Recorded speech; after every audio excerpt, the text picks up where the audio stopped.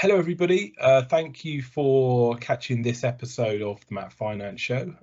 This is one of our mini-series of interviews with the winners of the Matt Finance Awards that were announced just before Christmas. Today, I'm joined by David Clayton, who is Chief Exec at Consilium Academies, who is the winner of the Matt Finance Champion of the Year Award. This award was actually to recognise inspirational Matt leaders, and that could be CEOs, trustees, governors, who at a strategic level champion innovative practice around Matt finance and/or who motivate and inspire the core team to achieve success through effective leadership. It's one that I'm really excited about because very often we have conversations with CEOs and have ideas around what can be done with Matt Finance to ultimately help enable better education and teaching and learning. And to have a CEO on this that has been pretty central to that happening at Consilium is really great. So David, first of all, thank you very much for joining us. I guess to start, could you introduce yourself, your background, which is quite a personal one in this particular award, and also Consilium Academies, if that's okay? Yeah, thanks, Will. So, so I joined Consilium just over 2 years ago now, back in September 2019. I suppose, as you just alluded to, I took a slightly less traditional route, or one of the less traditional routes to the role of a CEO. So my background is, I originally trained as a chartered accountant, very proud chartered accountant. But having said that, always considered myself to still be an educationalist. So my career has always been based in the education sector. Firstly servicing schools, colleges and academies in the early days, and then after that joined a single academy trust as a finance director, and supported that trust through the development of a small multi-academy trust, and from there progressed through leading finance, leading all the sort of support services, and then ultimately into the role of a CEO back in 2018. Before I moved to Consilium in September 2019. Consilium is a trust serving communities across the north of England. We work across 5 different local authorities in 9 schools at the moment, 8 secondary schools and 1 alternative provision provider. And I think probably it's worth highlighting, because I think this is what we're going to kind of come on to, the way that we've developed the values of that trust. I think when I joined the trust, it was working in quite a siloed way. So kind of a group of schools that had come together under one umbrella, but were still operating as, at that time, 8 individual separate schools. And so what we've really done is focused on developing this concept of kind of collective responsibility and how we work together as one organisation for the benefit of all of our pupils. And that's really at the heart, I suppose, of our mission and our practice. Very much. And just to give some context into your nomination, the judge's comment said that David Clayton was nominated for this award for his tireless work in ensuring all students within Consilium Academies have access to an equitable education. As part of this, he's been championed the adoption of gag pooling within the trust, which helps drive value of equity across the trust. Through this hard work, all members of the finance team and wider teams work with the values of equity and integrity at the forefront of everything they do.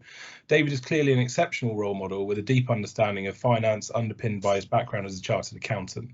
He has a keen eye for detail to ensure maximum resource makes its way to the schools and the classrooms, whilst always achieving value for money. The finance team feel empowered to suggest new methods, come up with new ideas that may help to streamline processes and make life easier for school-based staff.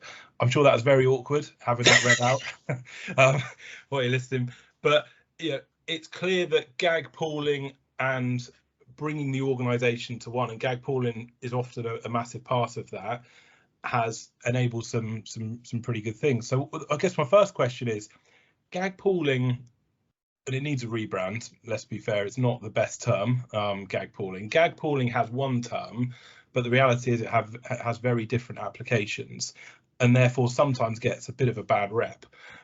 Sometimes unfairly, sometimes not. I love that your gag pooling is in place to drive equity. Could you outline kind of what that means, what your gag pooling looks like, and perhaps some examples of the inequity that you wanted to remove and gag pooling was used to do that? Yeah, so I suppose it goes back to what I just said, really, that when I joined the trust, there was a need for us to step back and kind of reassess what is the purpose of this organisation? Why do we exist? What we're here to do? What are the values that drive us, and what are the things that we think are really important when we talk about an organisation that's responsible for educating more than 6,000 young people? And ultimately, what we're here to do is to ensure that every child, regardless of their background, has the same opportunities to not only succeed but to thrive in their time both in school and beyond. And I suppose we know that there are inbuilt inequalities within the education system, and any of those that we can address through our work as a trust just seems like the right way forward. So rather than our kind of funding model driving our work, it's our work and our values that drive our funding model. And I think when I initially started working with the trust, there were so many barriers around the relative size of different schools and therefore the resources that each of them had, which were really kind of determining the kind of education that students in different schools could get. And our view as a trust was that, you know, we've got some schools that have 1,100 students on roll, we've got some secondary schools that have less than 500 students on roll at this point in time. And that should not determine certainly the breadth of education or the breadth of a curriculum that a student receives. So it's not acceptable that in some of our schools back in 2019, some students didn't benefit from specialist music provision. That's not okay. And just because they go to a smaller school does not mean they don't deserve the same breadth of curriculum as everybody else. So to us, it just seemed like a sensible approach to say we're one organisation, again, collectively responsible for the education of 6,000 pupils. So we use our collective resources to make sure that every individual gets the best experience they can. And I think when you think about it in those simplistic terms and without worrying about perhaps the mechanics of that, just think about it as a principle. I think that's really difficult to argue. I think where the system tends to fall down is that when we get obsessed with the mechanics of that, and I think a lot of that is about perception. It's a loss of autonomy, and I'm not a big fan of the word autonomy because I think that's misrepresented as well. But it's that loss of flexibility from a head teacher's point of view. It's that loss of kind of power, for want of a better phrase. And actually, it doesn't necessarily need to mean any of those things. All it means is us working together collectively to say, how do we need to distribute our resources so that every child in our trust gets a fair shot? And again, I think as a principle, that's really difficult to argue with. When you then agree on the principle, OK, the mechanics then follow, and that takes some brain power to think about how do we do this in a way that doesn't make people feel disempowered, how we do this in a way that doesn't make the whole kind of finance system operate in a really bureaucratic way, which actually slows down progress. All of that can be worked out once that initial principle is agreed on. But yeah, you asked about the examples of how the gag pooling model has addressed issues of equity. Well, that music provision is one of them. You know, that to me is a basic fundamental right of every child to learn a full and rich music curriculum. That wasn't happening historically because some of our schools simply couldn't afford it. So it was being delivered by non-specialist teachers because they were doing that as part of a timetable that also incorporated other subjects. That just isn't fair. And so, you know, our gag pooling model has meant that we can now stand back and say the core curriculum in all our schools gives the same opportunities and the same entitlements for every pupil. And we're really proud of that. We're really proud of that because you now go into those schools where that's been a development over the last couple of years, and you see the way the schools come into life as a result. And so that funding model has directly contributed to not just a school improvement agenda under kind of an Ofsted framework or any of that, but it's actually contributing to our mission of genuinely improving life chances of those pupils.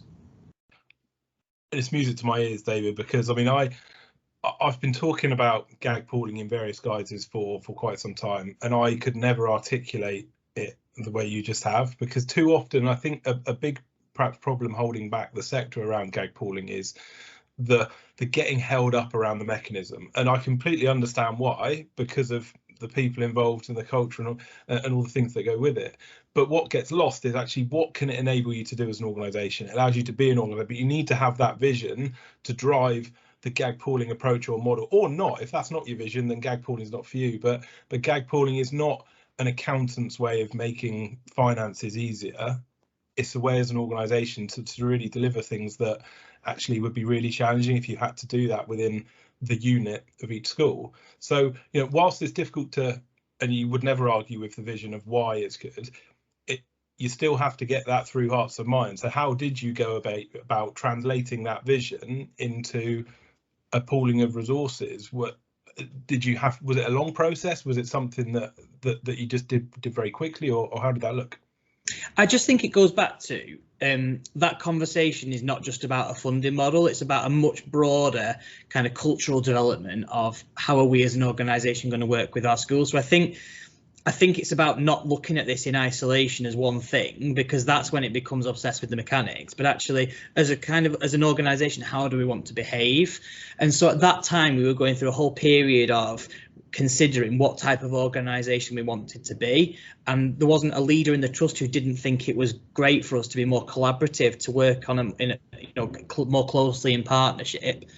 And equally, when we talked about this concept of equity for every student, nobody disagreed with that. And so I think when it then came to talking about the funding model, it was about saying, look, let's rethink, let's remind ourselves about all these core principles that we've discussed and agreed upon, without worrying about the mechanics, because we'll come to that later. As a principle, do we actually think that this is the right way of devolving resources so that every student gets that fair shot? And once everybody sits there and says, well, yeah, like in principle, it has to be, because if we're saying that we genuinely believe in equity, the funding formula as it currently operates and the way that our schools are resourced at the moment does not provide that. So we're failing against our own value if we don't do something differently to resolve that issue. So I think getting people to understand and think about the principle, like I said before, the mechanics was fundamentally our starting point. And so actually we didn't find that difficult. I kind of went into those discussions thinking, really well prepared, thinking these are going to be some tough conversations and heads are going to give me a really tough time about this because they're going to want to. And actually they weren't, because they recognise that as a trust in so many different ways, we needed to behave differently to maximise the value of our trust partnership. And this was just an example of that. And I suppose it comes down to trust with a small t as well, in that we developed trust within those leadership teams that actually we were going to behave true to our values. They believed us when we said that this was about driving equity. It wasn't about creating a big pool of money in the middle for me to play with. That was never the intention. And actually, the way it's worked is, I think quite often when we talk about gag pooling, we talk about winners and losers. You hear that a lot. If you're in a trust and that implements gag pooling, will you be a winner or will you be a loser?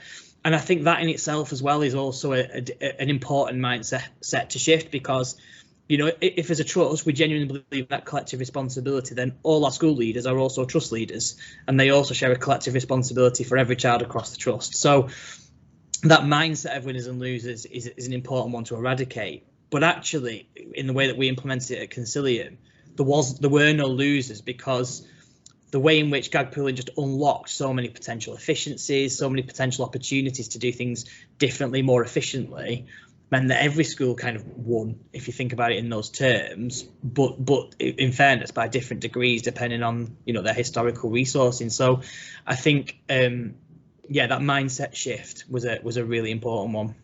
I think that's a really important point. I'm looking at one of my questions where I ask about the winners and losers. So I am guilty of fanning the flames on winners and losers, but the way you address that just makes so much sense, because actually if you're all part of a trust that operates better as one, then you can't be a loser in that situation. And that's a really nice way of framing it. I think it's so important, isn't it, that we do challenge those perceptions of what gag pooling is and as a model, because I think there are quite rightly some horror stories about it, but in every case it's about the way it's been led and the way it's been implemented, and I would argue the values and the purpose behind it. And if the values and the purpose are true, then there's no reason why the challenges that the mechanics present can't be dealt with, so that it's delivered in the right way. And I think that's where we often see challenges arising, is where the finance team are tasked by the trustees or the CEO to go and do gag pooling, as it's kind of like implementing an HR system. And that, as you say, you're then not pushing on that open door, because you've got head teachers then dealing with the accountants doing something, whereas they've just missed that whole layer of strategy and culture. And you can understand why it perhaps isn't met with the same response that you've had, because by the sounds of it, you've just not had those challenges where we do hear about challenges quite often, and it's pretty clear why when you talk about how you frame it and roll it out, whereas that's perhaps not the case elsewhere. No, I think that's exactly right, and it goes back to what we said. It's about this not being framed as a financial process. It's about a cultural shift in an operating model, and I think it's just being clear on that from the very beginning and being open about the purpose. I think purpose is so important in everything we do, isn't it? If people understand the purpose of why we're making change, then generally people are much more open to it than if they think it's just change for change's sake. Yeah, no, I agree. And it's not about making it easier to do the management accounts or the BFR. It's just not even a process thing. It's purely to enable that collective approach. So that's been really interesting on the kind of hearts and minds piece, because that's generally where all of the conversations, all the challenges start and sometimes finish, unfortunately, because they just can't get through that. But assume now everybody's able to go away and then and kind of get through that with some of the things you've talked about. How do you then implement it? How do you're coming up to budget setting season now, and you've not got your funding agreements yet, but you'll be getting them soon.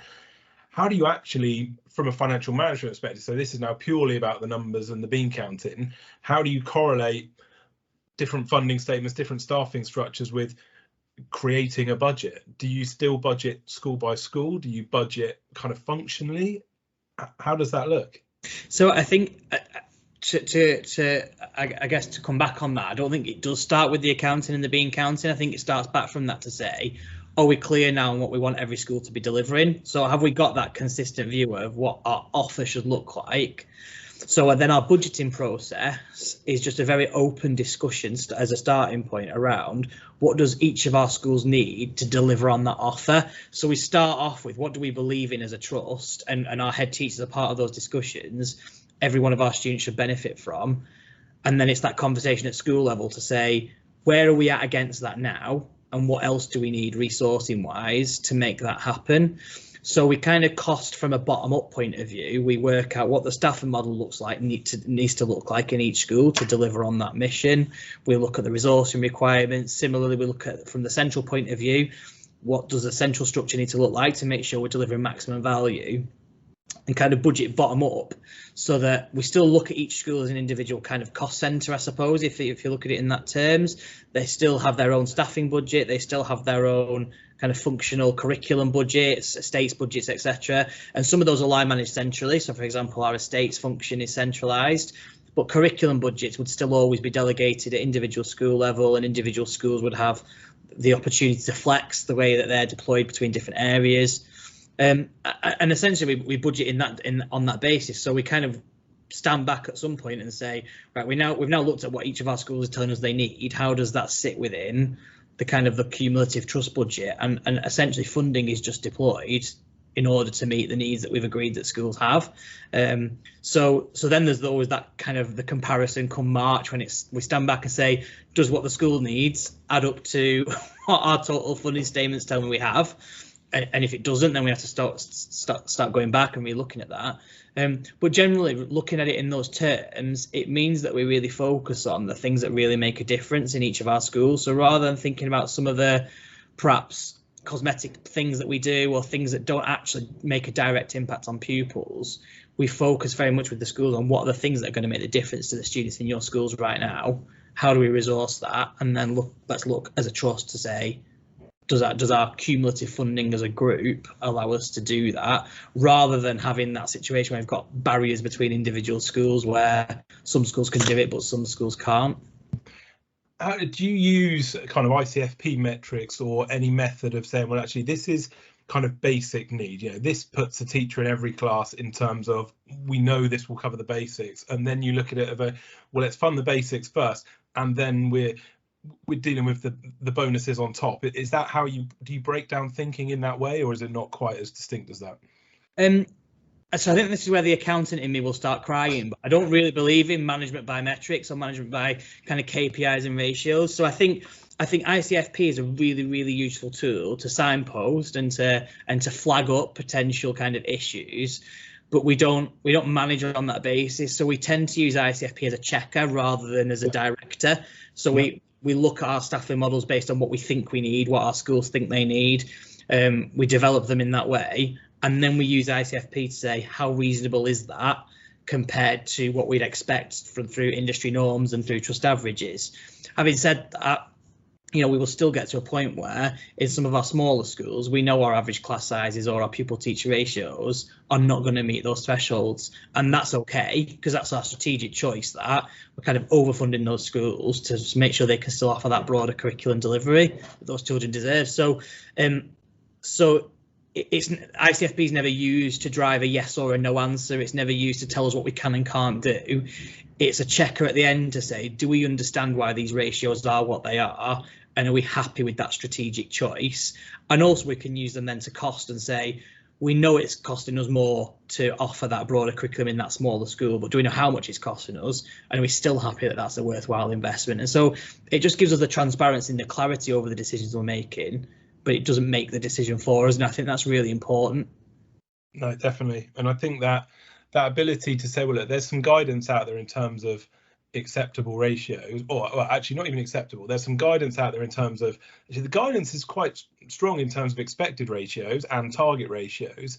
And I think what you say is really important, that those ratios don't mean a lot as long as you're deliberate in your relationship to that ratio. And that could be we're deliberately higher or deliberately lower, but you're there because you're doing that for a particular reason rather than being accidentally higher or lower. And I think that's where some people are on a journey where, well, look, first of all, I need to know where we are against those ratios, and then we're hoping we're there for a reason. But that mastery piece is, well, look, we're using them as a guidance, as a check, and I love that, use it as a checker rather than a director. I think is really powerful, because it does help you sense check whether, because if you are high or low on a particular, does that correlate with our thought processes on why? And if it doesn't, then it's something to look at and think, okay, well, that is something we can do, or our thought process was wrong. But yeah, you're not aiming for them for the sake of aiming for them. No, and I think it's really hard to rag rate a contact ratio, for example. Yeah. So do we want a contact ratio that's as high as possible because it's financially efficient, or do we want it as low as possible to promote staff well-being, to give staff more opportunities for CPD and to develop their practice? Well, the answer is neither and both. We kind of want to achieve both of those things. Yeah. And the sweet spot in each school, in each trust, will be different depending on the resources available. So if it's about looking at it in the context of what it is you're trying to achieve. The average class size, for example, in our smaller school is not the same average class size I'd want to see in our larger schools, because I would expect them to be more efficient. That's just part of the context of those schools, where they are at this point in time and where they are in their development journey. So I think it's very hard to sit there and say that's what we should be expecting in all of our schools, because actually what we expect from our schools at any one time at this moment is different. And I think that's important, because I think quite often accountants get a bad rap, and sometimes that's justified, but it is not always. Yeah, no way. But that kind of stubbornness to be, we need to be at these metrics, and for example, average teacher costs or contact ratios, let's get them as low as we possibly can. But then what happens to supply? All of these metrics are linked, and you can't put any focus on any individual metric, because if you tighten one down over here, something else is going to spring up. But it's just having the awareness and understanding to be bold enough to say, these are a guiding principle, or help us assess where we are, but they're not in any way going to direct us to do something that is against culture, values, or anything else.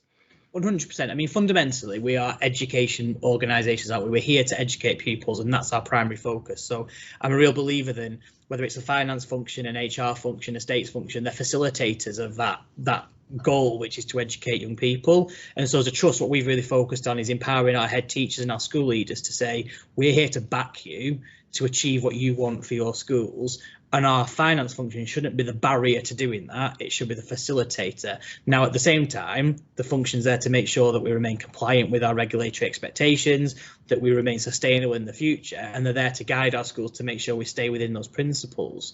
But more and more, it's about finding the solutions to what our schools need, as opposed to explaining the reasons why it can't be done. And do you think it would be useful if there was a change of direction? I mean, benchmarking data is quite difficult, and with all the caveats around, you don't want to be driven by the benchmarks and things. Having a benchmark is useful to understand where you are for any particular reason. Do you find that, or do you think with the growth of trust moving to a GAG pooled approach or financial pooled approach, where actually school is not the unit of measure, trust is the unit of measure, is there going to be a need for trust benchmarking to be, if you find my financial insights, well, school is just not a comparable thing, because the relationship with school and trust, I mean, to be fair, that's been a problem for years, but even more so now, gag pooling, collaborative approach to budgets. Is there a trust benchmark that would be a useful thing to benchmark? If you think about admin costs, for example, or estates or premises as a functional area, it would be useful to know where you are in terms of administration or finance. I don't know if anything's on the horizon, but that must be a challenge, because external benchmarking data is now pretty much useless for you given your current financial model.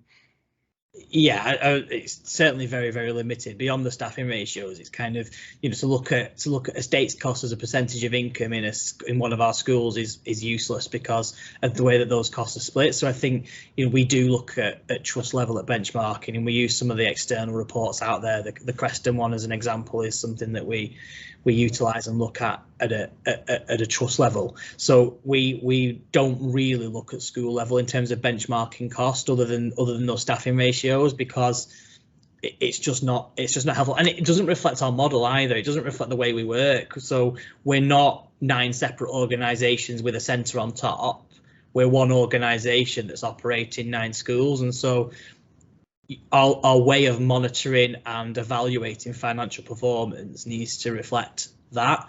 And whilst it's important to look within that at kind of what we expect from individual schools, individual cost centres, and how they perform against those expectations, when we're looking at the financial health of our organisation, we have to do that at trust level, because that's the way we operate. We don't operate in silos. Yeah, absolutely.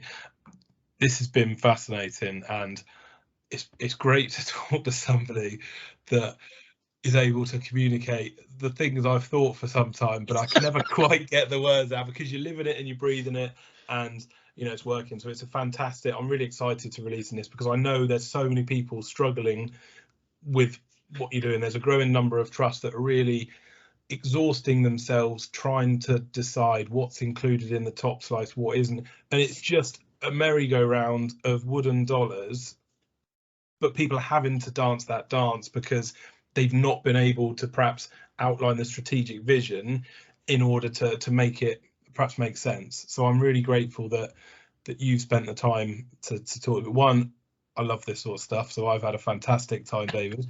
And 2, I know there's going to be a lot of people watching this that are going to really value what you've talked about, because it's a brilliant way of framing how to successfully introduce and deliver gag pooling from an accountant who is also a CEO, which is also another kind of unusual combination. Yeah, I mean, look, there's still loads for us to do yet, and there's still lots of opportunities for us to refine this approach and really make sure we're getting it right for each of our pupils. But it feels like what we've done by doing this is unlocked the opportunities now, and so it's allowing us to be a lot more creative. So we're really excited about our future now together as a result of that change. And so you should be. And congratulations once again for being the sorry, I forgot the title. Matt Finance Champion of the Year, David. Congratulations. Thanks for sharing your story. Really appreciate it. Can people find you on? Are you on Twitter? Are you a tweeter? Yeah, I am on Twitter, and I'm on LinkedIn as well. So yeah, and if anybody does want to get in contact, then they'd be more than welcome. Brilliant. Well, thanks very much. Thanks. Thanks for sharing your story, and thanks everybody for watching.